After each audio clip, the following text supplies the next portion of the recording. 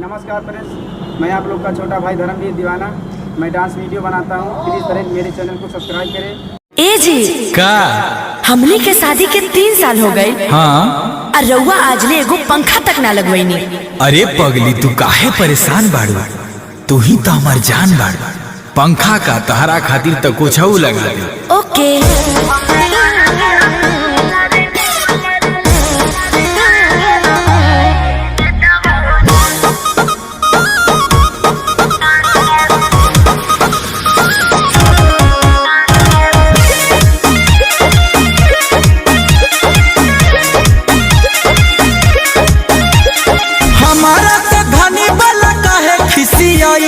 सुतही के बेरी तो हो मोहावा फुलाइलू।